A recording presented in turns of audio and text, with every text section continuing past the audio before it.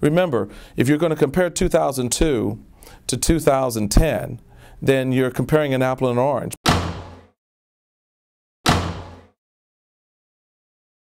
You have your critics within the Republican Party. No, I didn't. Really? Really? So I'm going to just state what some of these criticisms are, and then you respond to them. Criticism number one, that you allow the RNC's donor base to wither, and that's specifically under your leadership. The GOP has pulled in far less money this year than in 2002 and 2006. Well, I think that's, again, that's the great myth that's been perpetrated. I don't know what part of $179 million is not a lot of money, but that's more money than the Democrats raised in 2006 when they were in the exact same position we were at that time, and that is out of power, no White House, no Congress, no Senate. We raised 37% more than they did in a very similar situation. Remember, if you're going to compare 2002 to 2010, then you're comparing an apple and an orange, because in 2002 we had the White House. We had the president who could raise, who was a phenomenal, and still is a phenomenal fundraiser for the party. In 2010 and 2009, we did not.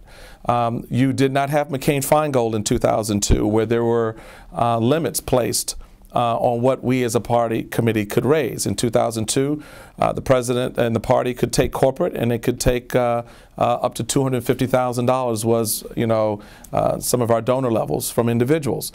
Today, an individual can only give us $30,400, and we can't take any corporate money. You're also talking about relationships that were formed under the Bush era, tied to Karl Rove and George Bush and a lot of those folks, and that's all good. That was very supportive for the party. Well, those relationships have gone with those individuals.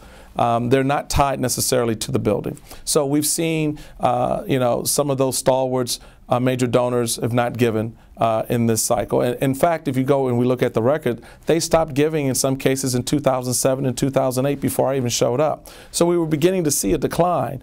Put an asterisk by presidential elections where you kind of get an uptick because everybody wants to play. But in those off-year elections, you begin to see a decline. But more importantly, what we did was recognize that while we had some folks out there who were telling our donors not to give to the RNC, because it's tough to raise money when people are telling you, well, don't give to them. But then you layer on top of that the advent of 527s, which changed the political dynamics for Republicans, not so much for Democrats, because they've been doing that for a while.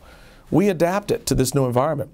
So what I did was, in a very short turnaround, put together a major donor program focused on new donors, new major donors, trying to bring back some of the old folks, but to also groom the next generation of donors who are in their 30s and 40s and have the means to give $10,000, $15,000, $30,000 a year. And we've seen an uptick in those numbers. And more importantly, we revitalized our grassroots donor base. The small dollar donor. Our average donation was $39.98. Raised $179 million at $39 increments. We added over 1 million new donors to the RNC since I became chairman in February 2009. 683,000 of them just this year. And that has allowed us to not only raise money, but to raise voter contacts and get those donors engaged as activists as well.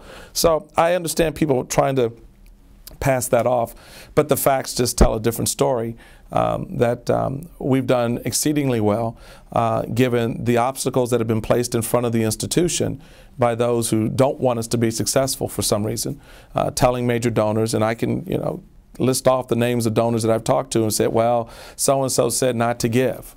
I didn't know why, but they said not to give. Or donors who followed the money to 527. Where they can give corporate and unlimited. I mean, they can give $1 million, they can only give me $30,000. And if you want to be a player, you're going to go where you can play.